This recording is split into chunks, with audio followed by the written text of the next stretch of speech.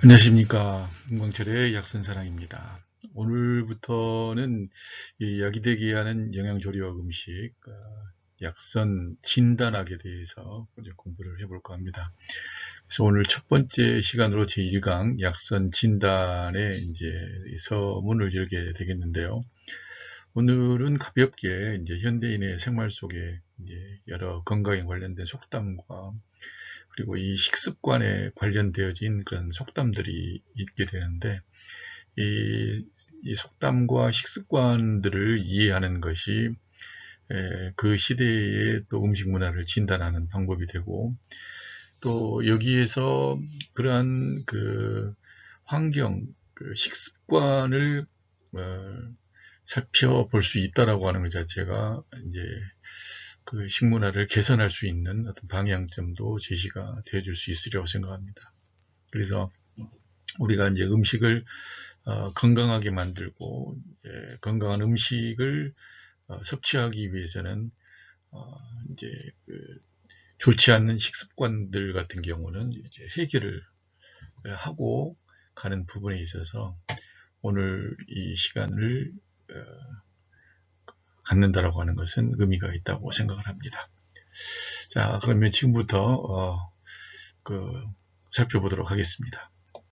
현대인들의 이 생활 방식을 이해하는 것은 진단에 굉장히 도움이 됩니다. 뭐 진단할 것도 없이 먹고 들어가는 점수일 수 있죠. 그러니까 우리 같은 약선을 사랑하는 이제 우리 약선 연구가들 같은 경우에는 이런 현대의 음식의 습관 방식을 파악을 하게 되어진다면 그 부분을 제하는 방식으로 그 부분을 사용하지 않는 방식으로 처방을 내리고 또 음식을 만들면 되기 때문에 굉장히 유용한 진단 방법이라고 볼 수가 있습니다. 그런데 이건 진단을 할 필요도 없어요. 왜냐하면 여러분들이 알고 계시면 이제 도움이 되기 때문에. 그래서 첫 번째로 본다 한다면 현대인들은 이 마법의 가루라고 하는 설탕에 길들여져 있는 식습관을 가지고 있습니다.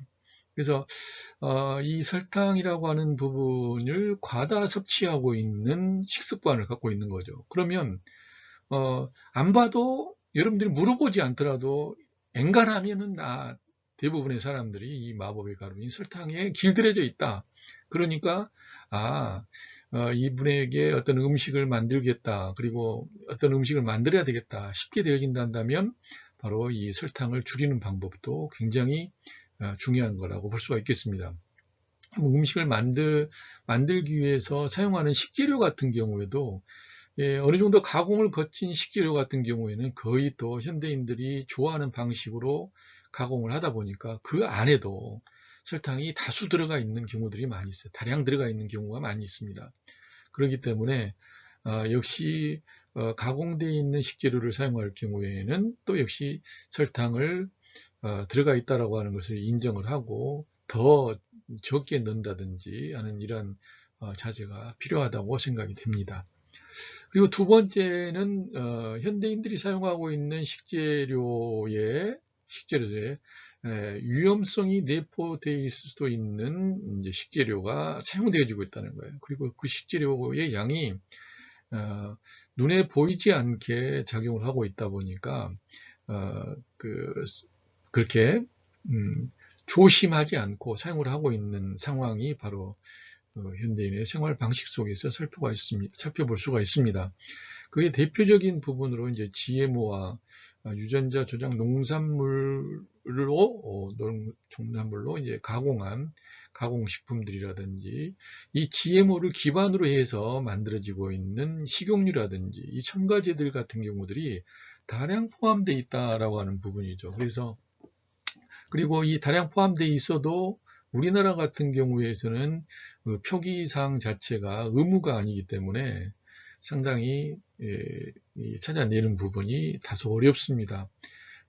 외국 같은 경우, 지금 유럽 같은 경우 좀 엄격하게 이 부분을 어느 정도 이제 표시하고 있고 다스리고 있는데 우리나라는 이 부분이 약하다 보니까 결국에 우리가 현대인들의 질병이 걸리는 그 요인 중에 하나가 이 GMO 있을 수도 있다라고 하는 가정을 여러분들 항상 하고 있을 필요가 있어요. 그래서 가공식품을 많이 먹는 그러한 그 소비자들이나 가공식품을 많이 먹는 그 진단 대상이라고 한다면 일단은 여러분들이 GMO로 인해 가지고 그런 일들이 벌어질 수도 있다라고 하는 것을 가정하는 것은 이제 그렇게 크게 잘못된 것은 아니라고 이제 볼 수가 있겠습니다.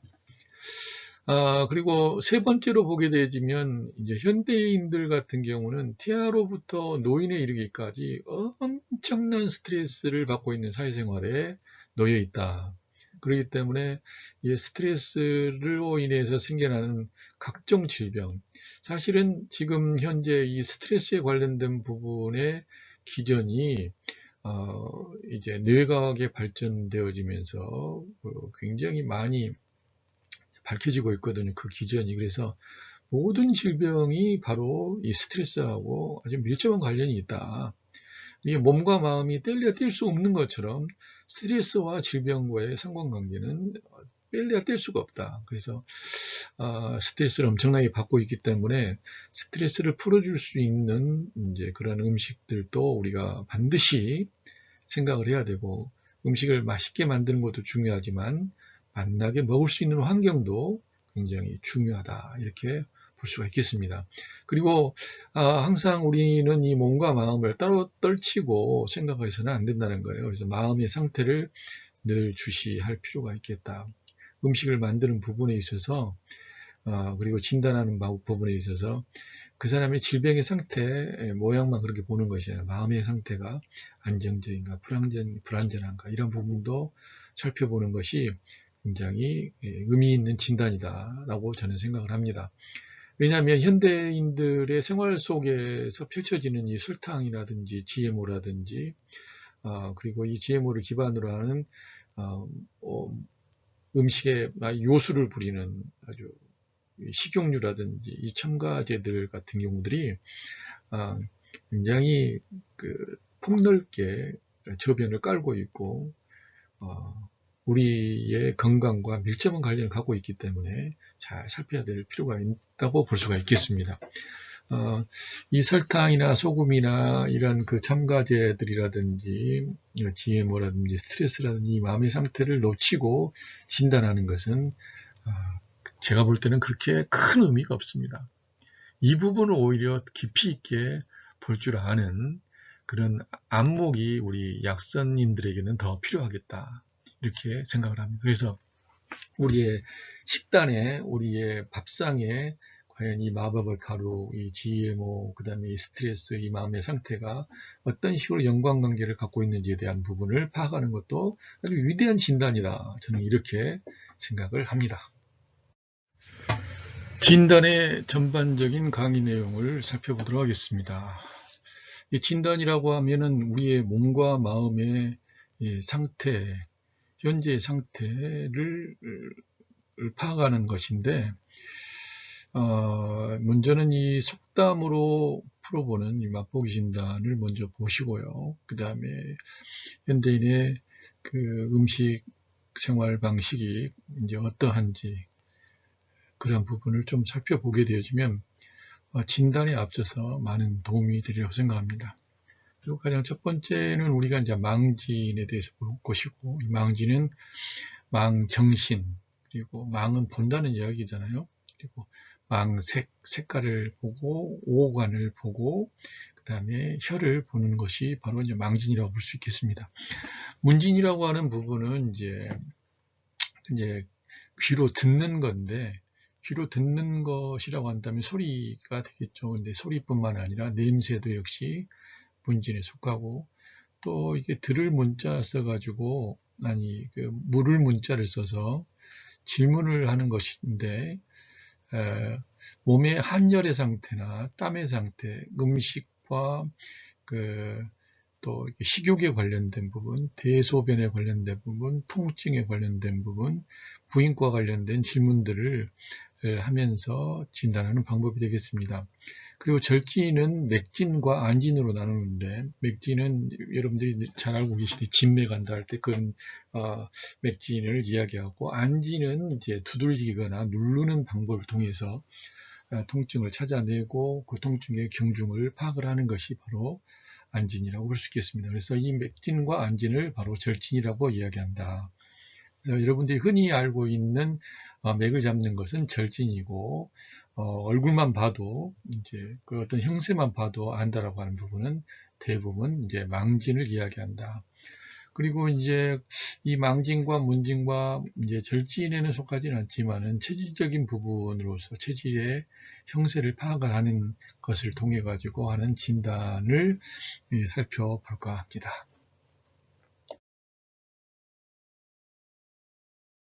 속담으로 풀어보는 맛보기 진단입니다.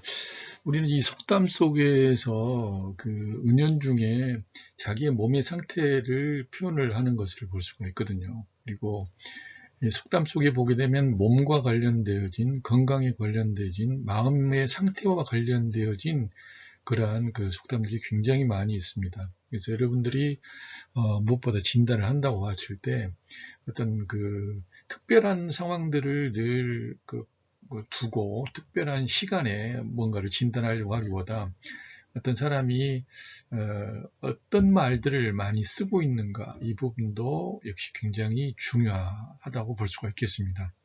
그리고 무엇보다 나는 또 어떤 말을 쓰고 있는지 이것도 한번 살펴보는 시간이 되었으면 좋겠어요. 그래서 첫 번째로 보게 되면 이 우라가 치밀어 오른다, 이런 말을 흔히들 치죠. 그리고 우라가 치밀어 오르게 되어지면 일반적으로 이제 간이 이제 상한다든지 뭐 심장이 상한다든지 하는 그런 일들이 나타나기도 하고, 간과 심장이 상했을 때, 또 힘들어할 때, 많은 스트레스 상황에 놓여 있을 때 이런 우라가 치밀어 오르는 것을 또한 볼 수가 있습니다. 그리고 우리 어머니들이 하시는 말씀들, 그 자식들을 키우는 입장에 있는 사람들이 늘 많이 쓰는 부분인데, 내가 너 때문에 예간장이 다 탄다, 뭐 예간장이 다 녹았다라고 하는 그런 이야기들 많이 하셔요.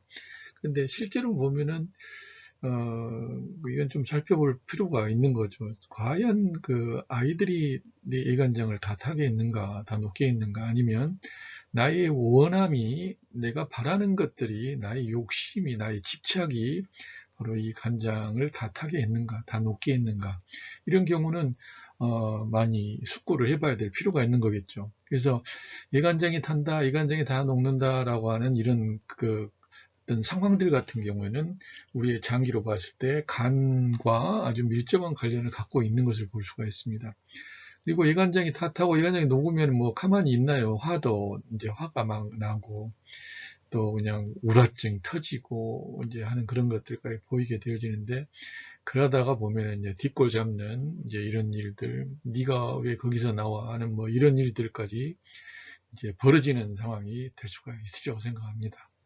그리고 비위가 상한다라고 하는 거 보면은 사실 비장과 위장이 튼튼한 사람은 비땡이가 상하는 이런 일들이 별로 없을 수도 있어요. 그러나 이제 이 비장과 위장이 약한 사람들 같은 경우는 이제 비 상한다, 너만 봐도, 네 하는 꼴만 봐도 그냥 네 근처에만 가도 이제 사실 비땡이 상한다, 이런 이야기를 쓰거든요. 그러면은 식욕이 떨어지게 되죠. 이런 부분도 있을 수가 있는 거죠. 그래서 그런 부분을 보면은 바로 비위가 내가 건강하지 못하고 비위가 건강하지 못한 상태에 있구나 라고 하는 것도 우리가 간파를 할 수 있지 않는가 싶습니다.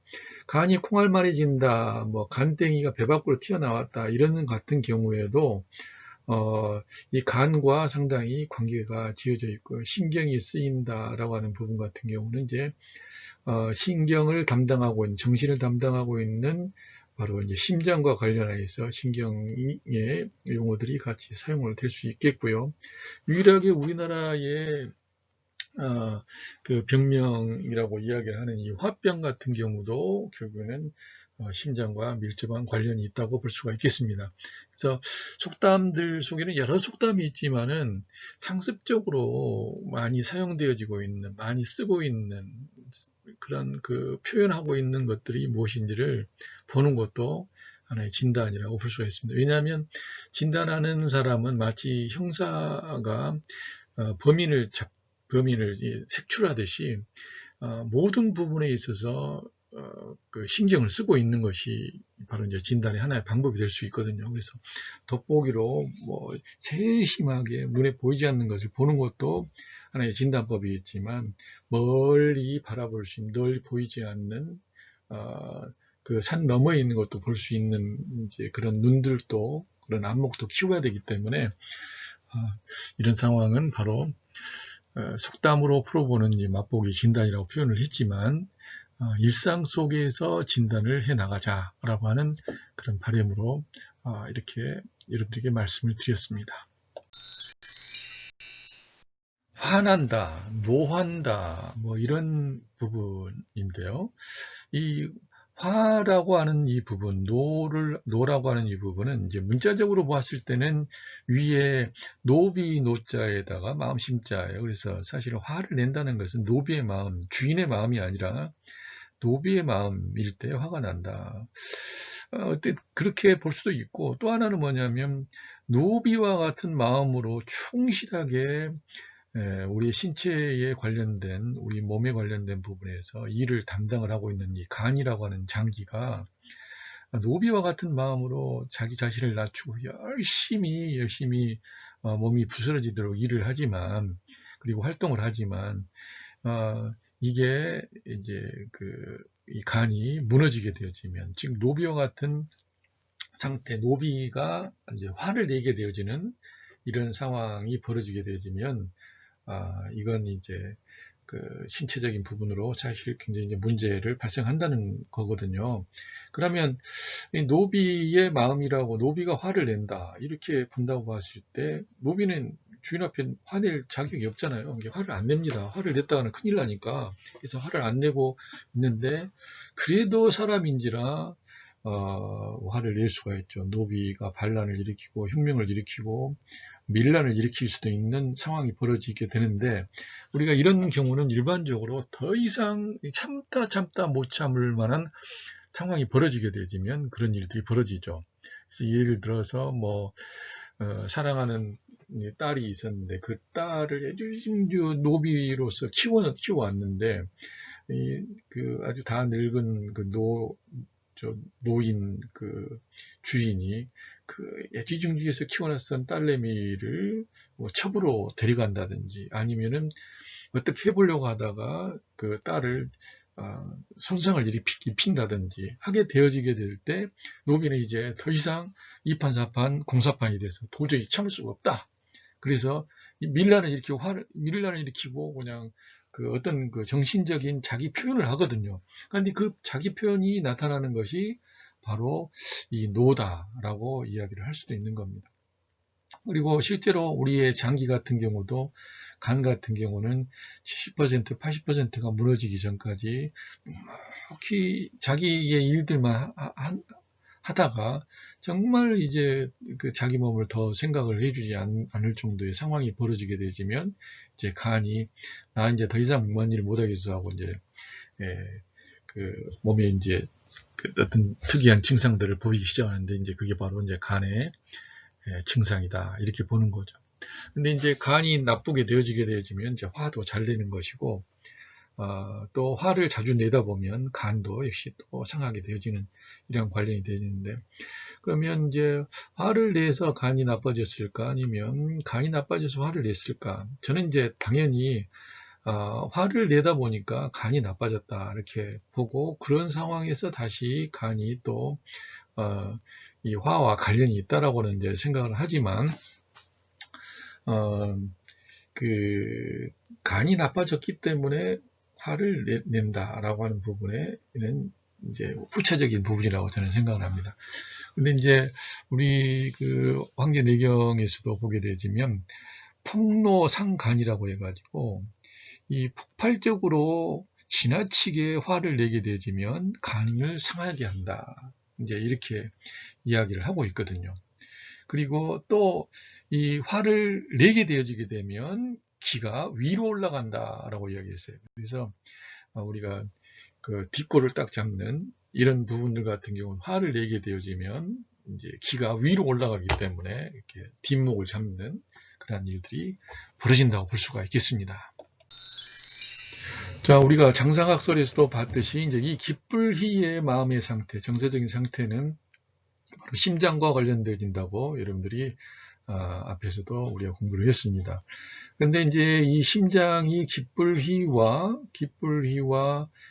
관련된 부분인데, 이 기쁨이 심해지게 되어지면, 과하게 되어지게 되면 심장을 상하게 되어진다, 이렇게 기록을 하고 있어요. 그래서 우리가 이 기쁨과 관련되어진 부분은 사실은 과대망상적인 부분과 피해망상적인 부분으로 이렇게 나눠질 수가 있겠는데요. 이제 그 조증과 같은 그 과대망상증, 우울증과 같은 피해망상증 같은 경우도 이 기쁠희와 관련이 되어지게 되어지고, 이러한 부분이 조증이나 우울증이 지나치게 심해지게 되어지면 이건 심장을 상하게 되어진다. 또 다른 한면으로 본다 한다면 이 조증과 우울증을 이렇게 번갈아 가면서 나타나는 이런 사람들 같은 경우에는 심장에 좀 문제가 있겠다라고 볼 수가 있고요. 여러분들이 그런 사람에게 또 물어봐야 될 심장에 주증이 있었죠. 그러면 심장의 주증 뭐였습니까? 바로 가슴 두근거림, 그 심계증이 되겠죠. 심계증이나 심계항진증이나 뭐 이런 것들이 있겠는데, 이런 부분과 함께 이런 진단을 하실 수 있게 되겠습니다. 그리고 기쁨을 지나치게 되어지면 이 기쁨이라고 하는 것은 길을 아주 느슨하게 만든다, 길을 흩어지게 만든다라고 하는 것을 볼 수가 있습니다. 그래서 정신이 나가버리는, 기가 흩어져 버리는 이런 일들이 볼 수가 있는 거죠. 비장의 정서로는 이 생각이 관련되어 있는데요. 이 생각은 우리가 일반적으로 생각사, 생각상, 생각령 이렇게 볼 수가 있습니다. 근데 이게 다 이 마음하고 굉장히 밀접한 관련이 있어요. 그래서 생각사 같은 경우는 밭전자 밑에 마음심자, 그리고 생각상은 서로상자 밑에 마음심자, 그리고 이 생각염자는 이재금자 밑에 마음심자입니다. 그래서 생각은 생각인데 이 밭에서 일어나는 생각과 서로의 관계 속에서 일어나는 생각, 그리고 지금 현재, 지금 여기에서 일어나는 마음의 그 상태, 이 생각은 서로 어찌 보면 1차원, 2차원, 3차원 아니면은 그 몸에 관련된 부분, 어떤 정신적인 관계에 대한 부분, 어떤 영적인 것에 대한 부분들, 이렇게 우리가 나눠서 생각을 또 해볼 수가 있거든요. 그런데 이 생각이 지나치게 되어지면, 과하게 되어지면 비장을 상하게 한다, 이렇게 이야기를 하고 있어요. 그리고 비장을 손상시킨다. 그리고 또 이렇게 이 생각은 이제 기를 울결시키는, 기가 울결되는, 기가 뭉치게 되어지는 이러한 부분입니다. 그래서 생각만 하고 있게 되어지면 기가 흐르지 못하고 막히게 되어지고 그게 뭉치게 되어지는 일들이 발생. 그래서 생각이 있으면은 그게 말로 표현이 돼야 되고 그게 행동으로 옮겨져야 됩니다. 그래서 생각과 말과 행동이 하나가 되어지게 될 때 실제로는 우리가 건강한 정신생활, 건강한 몸을 유지할 수가 있게 되어지는 거죠. 근데 생각 따로, 말 따로, 행동 따로 이제 이렇게 되어지게 되면 이 세 개의 불협화음이 우리의 몸과 마음과 영혼을 건강한 상황으로 이끌어 나가는데 저촉이 되어진다고 볼 수가 있겠습니다. 그리고 무엇보다 이런 부분은 이제 우리 소화기를 담당하고 있는, 우리의 몸의 운하 기능을 담당하는 택배 역할을 하고 있는 이 장기가 이제 사실 상하게 되어져서 비정상적인 상황이 되어지게 되면은 우리 몸의 영양분들이 모세혈관, 모세기관까지 전달되지 못해서 이제 영양 결핍이라든지 여러 가지 부차적인 일들이 이제 벌어지게 될 수밖에 없는 거죠. 그래서 생각도 역시 굉장히 중요한 부분이 되겠다. 그렇게 볼 수가 있겠습니다. 이 사상념에 관련된 부분은 우리가 수업 시간에 이제 대면 수업을 하게 될 때 더 자세히 다룰 수 있도록 하겠습니다. 배장과 관련되어져 있는 정수는 슬픔입니다. 슬픔. 이 슬픔을 우리가 문자적으로 보면은 어떤 게 슬픔일까라고 하는 것이 해석이 되어지는데, 이 슬픔은 문자적으로 보게 되면 상단에 안일비자가 있습니다. 그리고 밑에 이제 마음심자가 있는데, 그래서 슬픔은 알고 보면 아닌데라는 마음이에요. 이게 아닌데라는 마음입니다. 그래서 이 아닌데라고 하는 마음이 들 때 서로 이제 변화가 일어나게 되어지고 혁명이 사실은 일어나게 되어지는 거거든요. 대표적인 부분으로 아닌데라고 하는 마음은 뭐냐면, 내가 하고자 하는데 내가 의도하고 있는 부분들이 이루어지지 않게 될 때, 내가 생각하고 있는 생각과 서로 다른 것들이 자꾸 벌어지게 될 때 이게 아닌데라고 하는 것이 나오거든요. 그리고 내가 내 생각대로 했는데도 뭐가 이루어지지 않을 때도 역시 아닌데라고 하는 게 생겨납니다. 그래서 슬픔이라고 하는 부분에서 우울로 빠져나가느냐, 아니면은 아닌데라고 하는 마음을 통해서 이제 어떤 그 과도기적인 아니면 새로운 혁신적인 뭔가를 할 수 있게 되는 계기가 마련되어지느냐, 이제 그 차이가 또 볼 수가 있겠는데요. 아무튼 이 슬플 빗자라고 하는 이 부분은 아닌데라고 하는 이 마음, 그래서 눈물이 나는 것은 이게 이런 식이면 안 되는데 라고 할 때 사실은 슬픈 거예요. 그래서 이제 예전에 제가 어머니 집에 잠깐 들렸는데, 어머니께 집에 가니까는 예전에는 들리지 않았던 개의 칭얼거리는 소리가 자꾸 들리는 거예요. 그래서 담 넘어서 그 소리 나길래, 어머니 그 개가 이사 왔나 보네요 라고 이야기했더니, 어머니 친절하게 또 이렇게 말씀해 주시더라고요. 저 개도 이제 한 3일을 저렇게 칭얼거리고 울다 보면은 이제 나중에는 이제 안 칭얼거린다는 거예요. 이제 그 부분을 보니까 어떤 생각이 드냐면은, 슬픔이라고 하는 것이 꼭 나쁜 것만은 아니다. 분명히 슬픔은 견뎌내기 힘든 그 과정이지만, 그 과정을 겪고 나게 되어지면 이제 새로운 일을 시작할 수 있다는 거죠. 그래서 슬픔을 대면하는 것을 두려워할 필요는 없습니다. 그러나 그 슬픔이 너무 강하게 되어지게 되어지면, 그게 과하게 되어지면 반드시 폐를 손상시킨다. 그래서 하루 종일 울게 되어지면 폐가 손상이 되어진다 그랬어요. 근데 하루 종일 울 수 있는 능력이 있는 사람이 별로 없어요. 별로 없는 게 아니라 없을 겁니다. 울다가 좀 그쳤다가 울다가 그쳤다 하는 거지. 그냥 뭐 하루 종일 울었다가는 폐가 완전히 다 상해버리게 되는 일이 될 수 있겠는데, 그 강아지 같은 경우도 3일을 그렇게 칭얼거리다가 보게 되면 남은 계생을, 견생을 이제 살 수가 있게 되는 겁니다. 근데 울어야 될 때 울지 못하고, 이게 아닌데라고 하는 마음을 갖지 못하게 되지만 앞으로 갈 수가 없습니다. 그래서 앞으로 가지 못하고 늘 과거에 묶여 있고, 그 움직임에 대한 원동력이 상실될 수도 있는 거거든요. 그래서 이 슬픔이라고 하는 부분이 그 폐의 정서적인 부분으로 정신적인 부분을 담당하게 되는데, 그러나 지나치게 되어지면 안 된다. 그래서 울기는 울되 알아차림 속에서 이제 이 일들이 이루어져야 됩니다. 그래서 과연 이걸 가지고 어떤 부분을 나는 원하고 있는가, 이 부분을 잘 파악하는 것도 결국에 폐를 건강하게 하는 하나의 방법이 될 수도 있겠다.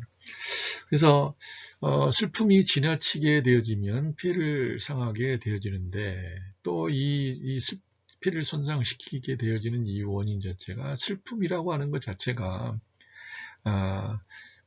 바로 기를 소모시키기 때문에 그렇다. 기가 소모되게 되어지면 기가 날아가 버리고, 기가 이제 사라져 버리게 되어지면 사람일 수가 없는 거죠.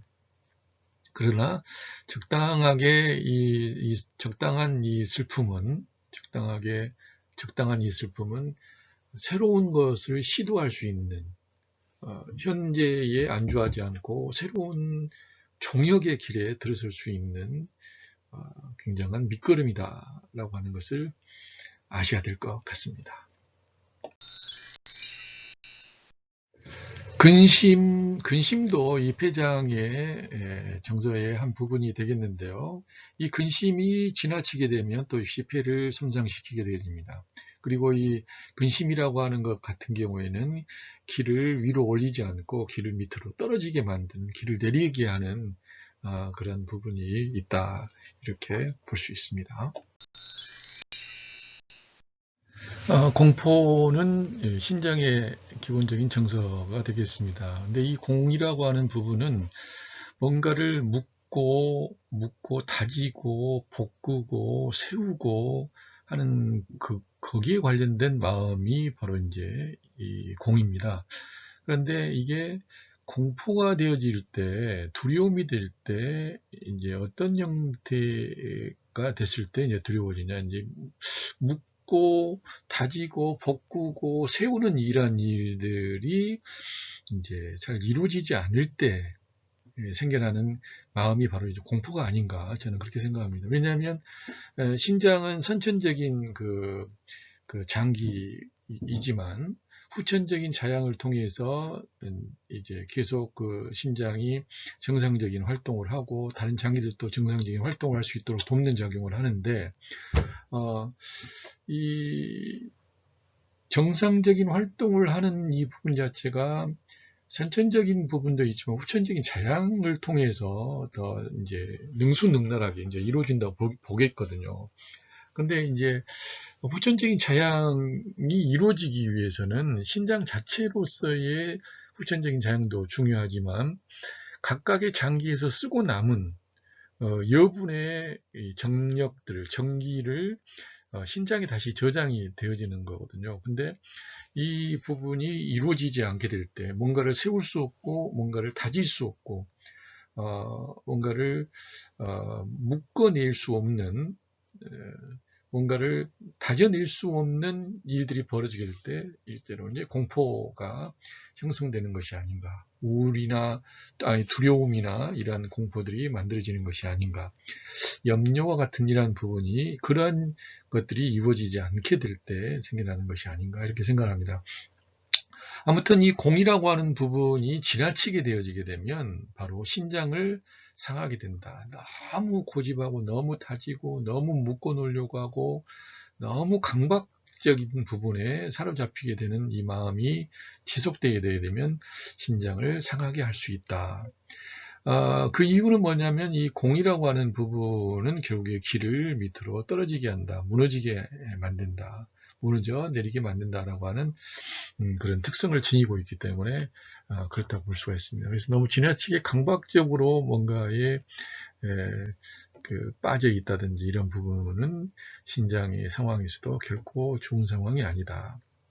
그리고 이런 상황들을 가지고 있는 사람인 경우라 한다면 신장에 문제가 쉽게 발생할 수도 있다라고 하는 것을 여러분은 진단할 수도 있으리라고 생각합니다.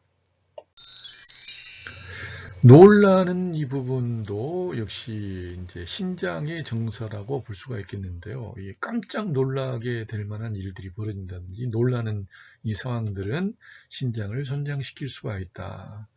그 이유 중에 하나는 뭐냐면 이 경기라고 하는, 이 경이라고 하는 부분, 지나치게 놀라게 되면 기가 문란해지기 때문에 기가 어찌할 바를 모르고 당황하는 거죠. 이렇게 되어지면 기가 문란해지고 또한 이란 부분에 의해서 기가 제대로 자기의 역할을 잘 배분하지 못하는 상황에서 신장이 이제 손상을 초래할 수 있다, 이렇게 볼 수 있습니다.